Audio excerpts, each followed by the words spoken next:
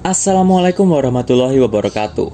Perkenalkan, nama saya Muhammad Risalah Naufal dengan NIM 210512140008. Pada kesempatan kali ini, saya akan menjelaskan tentang salah satu dari bagian algoritma penjadwalan, yaitu Shortest Job First atau SJF. Sebelum itu, kita harus mengenal apa itu algoritma penjadwalan. Jadi, dalam sistem operasi atau operating system, tentunya banyak sekali proses yang harus dieksekusi. Maka muncul permasalahan untuk memutuskan proses mana yang akan dilaksanakan dalam suatu sistem. Untuk itu, diperlukan kebijaksanaan dan mekanisme di sistem operasi yang berkaitan dengan urutan kerja yang dilakukan oleh sistem komputer. Untuk menyikapi hal tersebut, maka dirumuskanlah sebuah algoritma penjadwalan yang berfungsi sebagai penentu proses manakah yang akan dieksekusi terlebih dahulu oleh CPU. Proses yang belum mendapat jatah alokasi dari CPU akan mengantri di ready queue dan kemudian dilakukan proses eksekusi. Algoritma penjadwalan tersebut pun ada beberapa cara, tergantung kebutuhan kita untuk menggunakan cara yang mana. Pengertian SJF. Algoritma Shortest Job First Scheduling atau SJF memungkinkan setiap proses yang memiliki burst time atau waktu pengerjaan terkecil yang akan dikerjakan terlebih dahulu. Hal ini mengakibatkan waiting time yang pendek untuk setiap proses dan otomatis waiting time rata-ratanya juga menjadi pendek. Sehingga dapat dikatakan bahwa algoritma ini adalah algoritma yang optimal. SJF pun terdiri dari dua macam. Yang pertama adalah non-preemptive, yaitu CPU tidak memperbolehkan proses yang ada di ready queue untuk menggeser proses yang sedang dieksekusi oleh CPU, meskipun proses yang baru tersebut mempunyai burst time atau waktu pengerjaan yang lebih kecil. Jadi di sini tidak boleh menginterupsi proses dari pengerjaan dari proses-proses yang lain. Lalu selanjutnya adalah SJF preemptive. Jika ada proses yang sedang dieksekusi oleh CPU dan terdapat proses di ready queue dengan burst time yang lebih kecil daripada proses yang sedang dieksekusi tersebut, maka proses yang sedang dieksekusi oleh CPU akan digantikan oleh proses yang berada di ready queue tersebut. Preemptive SJF sering disebut juga shortest remaining time for scheduling. Selanjutnya kita akan masuk ke dari penerapan non-preemptive. Kita bisa lihat ada tabel di sebelah kanan atas yang dimana ada proses 1, 2, 3, 4, dan 5 yang dimana proses 1 menggunakan arrival time yaitu 0 dan bursting time 12 dan ke bawahnya juga P2 dan P5 sampai P5 memiliki arrival time dan bursting time yang berbeda-beda. Di sini kita bisa lihat ada grafik di sini. Kita lihat di waktu ke-0, kita bilangnya waktu ke-0 ya teman-teman.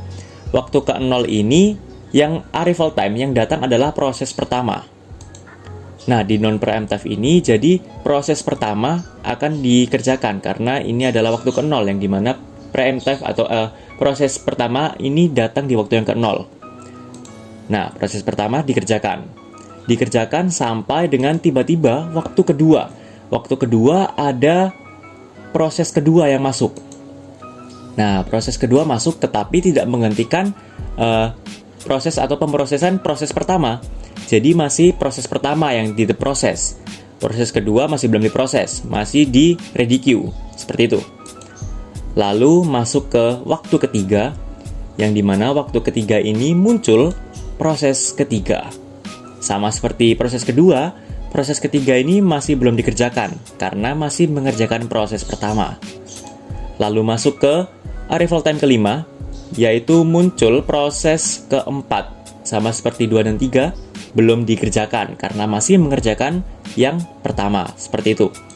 Lalu di waktu ke-9, saat ke-9 ini, muncul proses kelima. Dan ini semua berada di dalam ready queue. Proses 2, proses 3, proses 4, proses 5 berada di ready queue.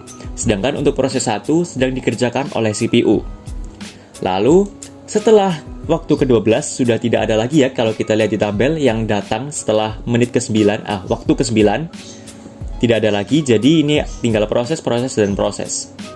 Ini setelah saat ke-12 ini muncul P2, P3, P4, dan P5 yang dimana karena P1-nya sudah selesai, maka ini semua masuk menjadi barisan seperti ini.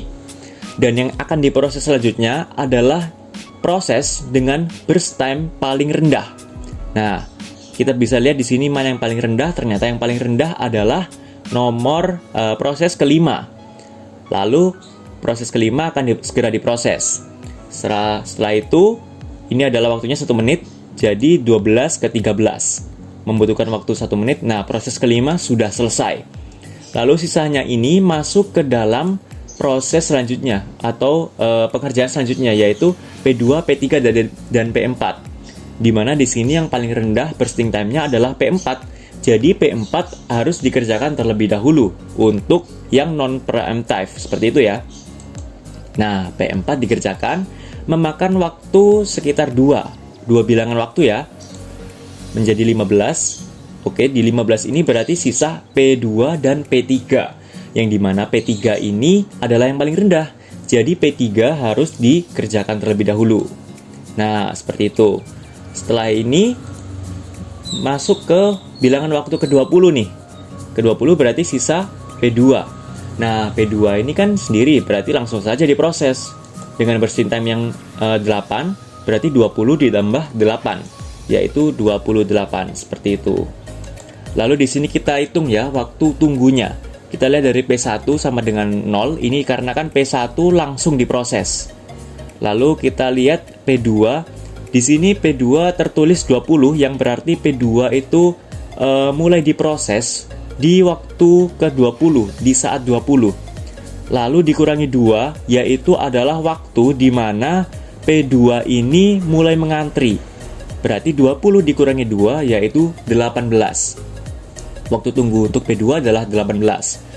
Lalu P3, yang dimana 15 dikurangi 3. 15 ini adalah waktu di mana P3 diproses. Lalu 3 adalah waktu di mana P3 mulai mengantri. Seperti itu. Lalu 15 dikurangi 3 sama dengan 12. Seperti itu. Lalu P4, yang dimana P4 ini 13 dikurangi 5, yang dimana P4 mulai diproses di waktu ke-13. Dan P4-nya ini dikurangi 5 juga ya. Berarti P4 ini mulai antri atau mulai masuk di saat kelima.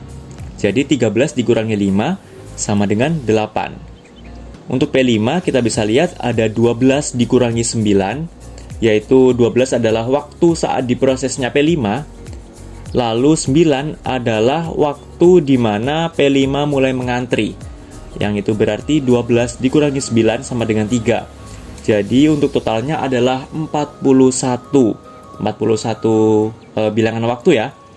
Lalu kita cari average waiting time atau rata-rata waktu untuk menunggunya, yaitu waktu tunggu dibagi dengan jumlah proses, yang menghasilkan waktu yaitu 8,2. Ini adalah average waiting time untuk SJF non-preemptive dengan tabel seperti yang saya miliki ya. Lalu kita lanjutkan ke selanjutnya, yaitu Gantt chart di preemptive. Jadi inilah contoh dari SJF preemptive. Kita menggunakan arrival time dan bursting time yang sama dengan tabel sebelumnya, karena kita akan membandingkan lebih cepat mana preemptive atau non-preemptive, seperti itu. Nah, di sini kita lihat di waktu ke-0, saya pakai highlighter dulu. Di waktu ke-0, ini masuk proses pertama. Oh, salah. Mohon maaf. Ini di sini masuk proses pertama. Nah, proses pertama masuk, langsung dikerjakan di sini. Nah, proses pertama dikerjakan sampai di arrival time di waktu kedua nih. Waktu kedua ternyata ada yang masuk. Nah, yang masuk P2. Karena P2 itu lebih kecil bursting time-nya daripada P1, maka setelah ini yang akan dikerjakan terlebih dahulu adalah P2. Sedangkan untuk sisa pengerjaan nih, waktunya kan di sini P1 dari 0 ke 2. Sedangkan P1 punya 12 bursting. Nah, itu berarti sudah berkurang 2 ya. Nah, di sini kita tuliskan P1-nya 10. P1-nya 10 bursting time-nya, seperti itu. Lalu kita lanjut. Nah, di sini sedang memproses P2. Lalu di sini kita tiba di saat ketiga nih. Nah, di saat ketiga ini, di waktu yang ketiga ini, itu muncul proses ketiga. Nah, yang dimana proses ketiga ternyata lebih kecil daripada proses yang kedua. Nah, itu artinya proses kedua harus mengantri. Dan juga proses pertama juga harus ikut mengantri juga. Nah, karena ini proses kedua sudah berjalan selama satu bilangan waktu, maka di sini P2-nya, proses 2-nya dituliskan 7 bursting time-nya. Sedangkan untuk yang P1 tetap 10 karena yang proses 1 tidak diproses pada saat ini.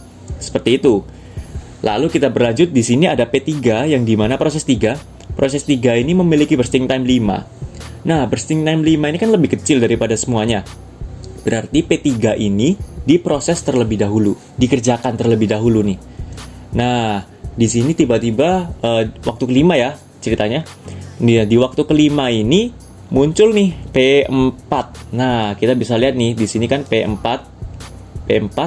ada muncul di waktu kelima. Nah, di sini muncul kan P4.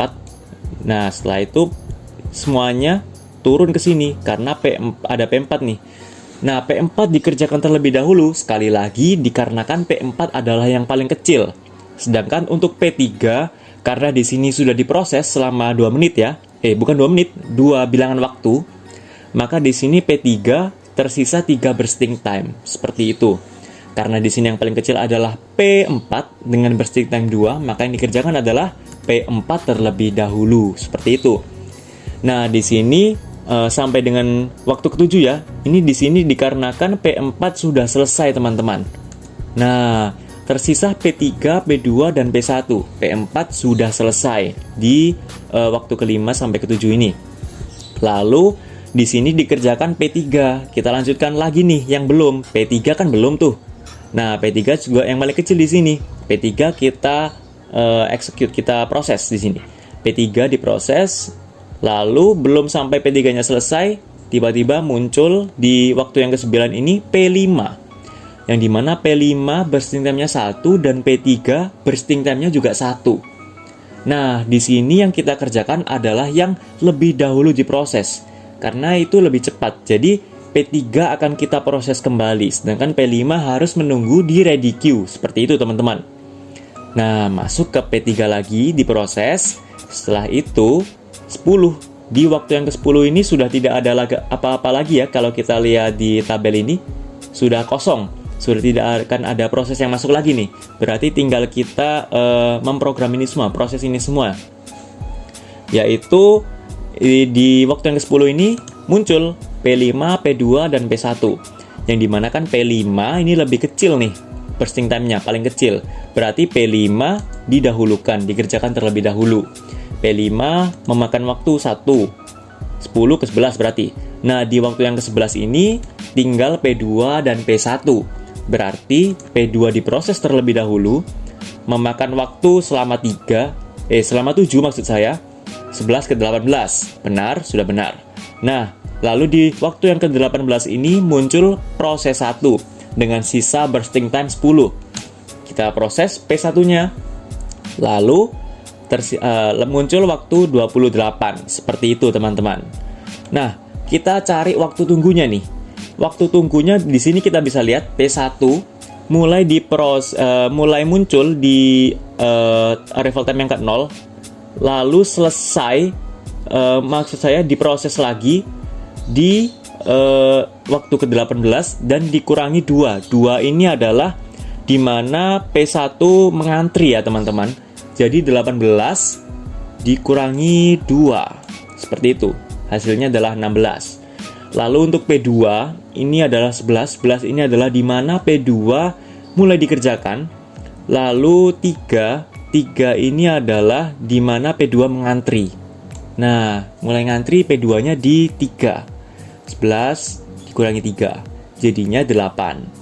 Lalu untuk P3 ini adalah 7 dikurangi 5, yang dimana P3 mulai dikerjakan di waktu ke-7. Dikurangi 5 karena P3 mulai mengantri di waktu yang kelima ini. 7 kurangi 5 sama dengan 2. P4 sama dengan 5 kurangi 5, karena kan P4 kan langsung selesai tuh di sini. Nggak ada antrian-antrian lagi. Jadi 5 kurangi 5 langsung aja. Jadi hasilnya 0. Lalu untuk P5, yaitu di waktu ke-10, yang dimana P5 ini mulai diproses, dikurangi 9, dimana P5 ini mengantri, teman-teman. Jadinya adalah 1. Kita lihat di sini, waktu tunggunya adalah 27. Untuk average waiting time-nya yaitu 27/5 atau 27 dibagi 5 proses sama dengan 5,4, yang berarti preemptive dan non-preemptive itu ternyata lebih cepatan preemptive, teman-teman. Seperti itu. Lalu kita lanjutkan ke slide selanjutnya, yaitu kelebihan dan kekurangan dari SJF ini. Untuk kelebihannya sendiri, karena SJF ini adalah yang paling optimal di antara algoritma lainnya. Karena algoritma ini memberikan minimum waiting time untuk kumpulan proses yang mengantri. Tapi di sini juga ada kekurangannya, yaitu proses yang mempunyai burst time yang besar akan memiliki waiting time yang besar pula. Karena yang dieksekusi terlebih dahulu adalah proses dengan burst time yang lebih kecil. Jadi kalau misalnya ada suatu proses yang penting nih, tapi memiliki waktu bursting time yang bisa dibilang besar lah. Nah, itu tidak bisa dikerjakan terlebih dahulu, teman-teman. Yang dikerjakan adalah yang burst time-nya yang lebih kecil, seperti itu. Nah, ini selanjutnya adalah implementasi SJF di kehidupan kita ya. Ini ada di pemesanan ojek online. Jadi saat pesan ojol tuh, kita kan buka di sistem menjadwalkannya itu, sistemnya menjadwalkan pemilihan driver dengan jarak yang paling dekat. Jadi, nggak menunggu lama-lama. Jadi, yang paling dekat dengan kita, itu yang akan dipilihkan untuk kita. Begitu. Lalu juga ada pengantaran logistik, yang dimana dalam pengantaran barang logistik biasanya jarak kedatangan terpendek akan diprioritaskan lebih dulu untuk mempercepat pengiriman. Seperti itu, teman-teman. Baik, mungkin itu saja dari saya. Mohon maaf bila ada salah kata. Sekian dari saya. Kalau ada saran dari kalian bisa langsung kalian ketikkan di komentar. Kalau kalian suka video ini bisa langsung kalian berikan like. Lalu jangan lupa juga untuk subscribe channel ini, karena channel ini akan terus berkembang. Seperti itu, teman-teman. Terima kasih, mohon maaf bila ada salah kata. Wassalamualaikum warahmatullahi wabarakatuh.